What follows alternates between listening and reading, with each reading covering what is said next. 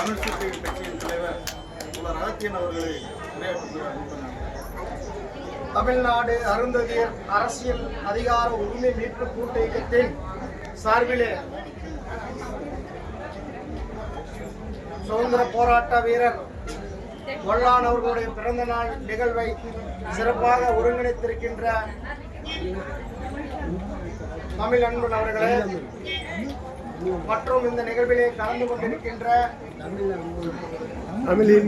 சமூக விடுதலை முன்னணி தலைவர் ராஜசேகரன் உள்ளிட்ட இந்த சிறப்பான ஒரு நிகழ்வில் கலந்து கொண்ட தோழர்களே, உங்கள் அனைவருக்கும் நான் சார்ந்திருக்கின்ற தமிழ் சிறுத்தைகள் கட்சியின் சார்பிலே வணக்கத்தை தெரிவித்துக் கொள்கின்றேன்.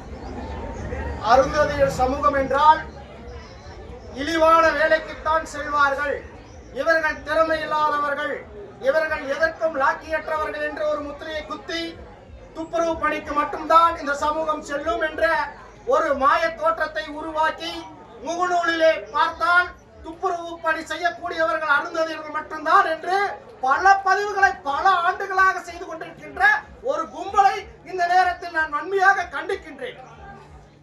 இந்திய நாட்டிற்காகவும் இந்த தேசத்திற்காகவும் இந்த மக்களுக்காகவும் இந்த நாட்டை காப்பாற்றுவதற்காக இந்த மண்ணை காப்பாற்றுவதற்காக போராடிய நம் சமூகம் அருந்ததியர் சமூகம். 1000 வீரர்கள் இருக்கிறார்கள்.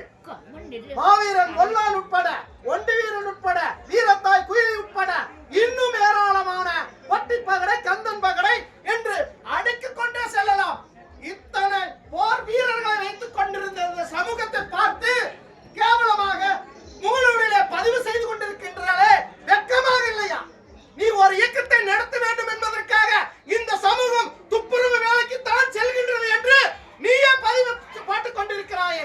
இதை விட கேவலமாக வேறு எந்த செயலும் செய்துவிட முடியாதல்லவா? இதையெல்லாம் பொறுத்துக் கொண்டிருக்கின்ற அருந்ததியர் சமூக தலைவர்களும் இந்த மக்களும் எதிர்ப்பு தெரிவிக்க வேண்டும்.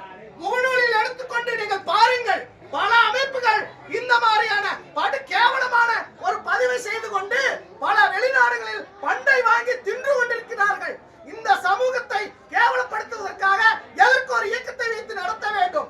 முதலில் தன்னுடைய சமுதாயத்தின் மீது அக்கறை இருப்பது என்றால் இந்த சமூகத்திற்காக பாடுபடுகிறேன் என்று சொன்னால் நீ முகநூலில் இருக்கின்ற தீவளிக்கிற மாதிரி படத்தை முதலில் அழிக்க வேண்டும் என்பதை நான் இந்த நேரத்தில் வலியுறுத்த கடமைப்பட்டிருக்கின்றேன்.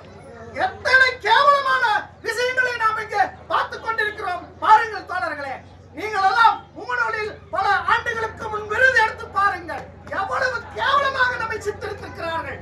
நாம் முதலில் இந்த சமூக விடுதலை வேண்டும் என்றால், இந்த சமூகத்தை நாம் அங்கீகரிக்கப்பட வேண்டும் என்றால், நம்முடைய குழந்தைகள், நம்முடைய